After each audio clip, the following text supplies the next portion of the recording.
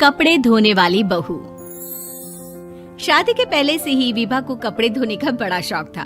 कभी नल के नीचे तो कभी तालाब के पास। अरे मेरी नीली वाली लुंगी नहीं दिख रही है। विभा की अम्मा, कहाँ रखी है लुंगी? अरे वो तो विभा ने परसों ही धोकर रखी थी आपकी अलमारी में, देखो वहीं होगी। वो ना मैंने आज धो दी, मुझे लगा कि गंदी हो गई होगी। अरे कैसे गंदी हो गई थी, उसे तो मैंने पहना भी नहीं। हे भगवान, इस लड़की के कपड़े धोने की आदत से परेशान हो गया हूँ मैं। जितना तो घर में राशन नहीं आता, उससे कहीं ज्यादा डिटर्जेंट पाउडर का खर्चा है। इसकी शादी करवा दो, शादी जाए अपने घर में ही करे काम, फिर चाहे घर के कपड़े धोने हो या पूरे गांव के। हाँ ठीक बोल रही हूँ, देखता हूँ मैं कोई लड़का। वो दिन भी आ जाता है जब विभा को देखने लड़के वाले आ जाते हैं। लड़की मुझे अच्छी लगी। होने वाली सास कहती है, बेटी अगर कुछ पूछना है तो पूछ लो। वैसे तो हमारी लड़की बहुत ही शर्मीली है, जो बोल दो वो मान लेती है, इसे क्या पूछना होगा। अरे कैसी बात कर रही हो माँ, मुझे इन लोगों के घर रहना है, सवाल तो कई है। हाँ हाँ बेटा, पूछ लो ना, क्या पूछना है। आप लोगों के घर कपड़े कौन धोता है? सास का मुंह बन जाता है। देखो, अगर तुम ये कहना चाहती हो कि तुम्हें कपड़े धोने नहीं आते तो सुन लो, कपड़े मैं ही धोती हूँ, लेकिन तुम्हारे आ जाने के बाद मैं रुमाल तक नहीं धोऊंगी। अरे चुप रहना भाग्यवान, बहू बेचारी घर आई नहीं, उसे डराना शुरू कर दिया। वो क्या है ना बिटिया, अभी तक तो ये कल्लू की माँ ही धोती थी, लेकिन अब तुम्हारे पापा तो दहेज में वॉशिंग मशीन देंगे ही। तभी विभा की माँ बोल पड़ती है, सवाल भी पूछा तो क्या। वैसे भाई साहब, मशीन की तो फिर भी कपड़े धोने की कैपेसिटी होती है। मतलब जो बिटिया दे रहे हैं ना विभा, इसे कपड़े धोने का बहुत शौक है। ये आप लोगों के क्या, आस पड़ोस गांव मोहल्ले सबके कपड़े धो दे और उफ तक ना करे। बाहर देखा नहीं आपने कितने कपड़े सूख रहे हैं, सब हमारी बिटिया ने ही तो धोए हैं। बस भी करो ना माँ, शर्म आ रही इतनी तारीफ सुनकर। और तो और एक दाग निकाल कर दिखाओ तो मान जाऊँ। हाँ अच्छा अच्छा, माफ करना बेटा, मैंने गलत समझा। हमें तो रिश्ता बहुत पसंद है। और ऐसे जुड़ जाता है रिश्ता कपड़े धोने का शौक रखने वाली विभा का। उसकी शादी हो जाती है कोयला फैक्ट्री में काम करने वाले कल्लू के साथ। शादी के बाद अचानक विभा चिल्लाती हुई सास के पास आती है। सासू माँ, अरे सासू माँ कहाँ है आप? ये तो धोखा है, धोखा दिया आप लोगों ने मुझे। इसे ससुर के चक्कर के बारे में पता चल गया। अरे तो उसमें तुझे क्यों धोखा मिला है? अरे नल में पानी नहीं आता, कपड़े कैसे कब धुलेंगे? अच्छा अच्छा, तू पानी नहीं आ रहा उसकी बात कर रही है। तो आपने क्या सोचा? कुछ नहीं। अच्छा हाँ, तेरी माँ ने कहा था कि कपड़े धोने का शौक है तुझे, याद आया मुझे। शौक शौक बोलकर कपड़े धोने वाले मेरे जुनून को कम ना आके सासू माँ, कपड़ा धोना मेरा गुरूर है। तभी पति भी वहाँ आ जाता है।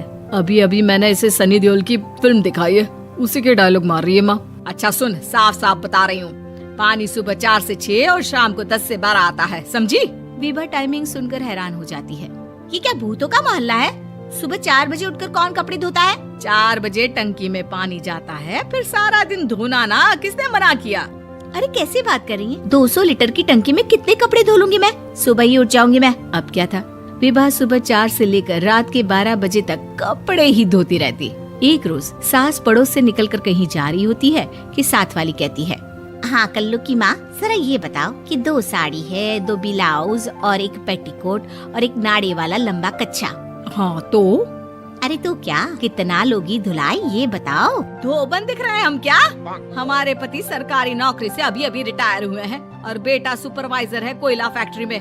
धोबन समझ रखा है हमें? हाय रे कल्लू की अम्मा, माफ कर दो, वो तो मोहल्ले में यही सब बता रहे थे कि तुमने बहू को कपड़ा धुलवाने के काम में लगा दिया है। सास को पड़ोसन की बात सुनकर गुस्सा आ जाता है। वो घर पहुंचती है जहां घर के बाहर ही इतने सारे कपड़े सूख रहे होते हैं जितने कि किसी धोबन के घर पर। अरे ओ कल्लू की दुल्हन, बाहर निकल। माँ जी यहीं आ जाओ, बाथरूम में चादर धो रहे हैं हम। अरे अभी हम धोते हैं, तुमको बाहर निकलो। ये आस पड़ोस वाले बोल रहे हैं कि हम बहू से कपड़े धुलवा कर उसे कपड़ा धोने वाली बना दिए हैं। अरे छोड़ो ना माँ जी, किन लोगों की बातों में आती हो? आस पास के लोगों का तो काम ही होता है कि वो किसी तरह सास बहू को लड़ा दे। बहू सारे घर के कपड़े धोती है, ये क्या कम है? बोलिए। सास को भी लग जाता है कि वो बहू का ये सनकीपन नहीं छुड़वा सकती, इससे अच्छा है कि खुद ही चुप हो जाए।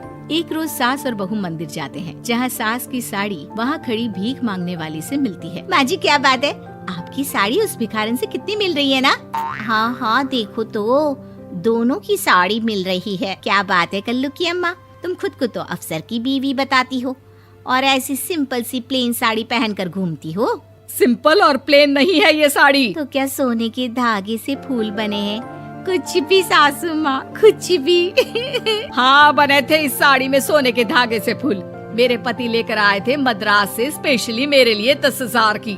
ताहे भाई साहब इस भिखारन के लिए भी सेम टू सेम साड़ी लेकर आए होंगे 10,000 की। सास उस वक्त तो कुछ नहीं कहती, लेकिन बहू के साथ घर आती है और अलमारी से एल्बम निकाल कर लाती है। ये साड़ी देख रही है, ये वही साड़ी है जिसे मैंने अभी पहना था। इस साड़ी में ये जो चमकदार फूल दिख रहे हैं ना, ये सोने के धागों से काटे गए हैं। लेकिन तू लोकल वॉशिंग मशीन ब्रश से घिस घिस कर सारे फूलों को निकाल कर साड़ी प्लेन कर दी। मुझे माफ कर दीजिए सासू माँ। और तो और, जब मैंने तुझे तेरी गलती के लिए कुछ नहीं कहा, लेकिन तूने तो सबके सामने मेरा मजाक ही बना दिया। क्यों? बहू को समझ में आ जाता है कि अब से उसका कपड़े धोना बंद।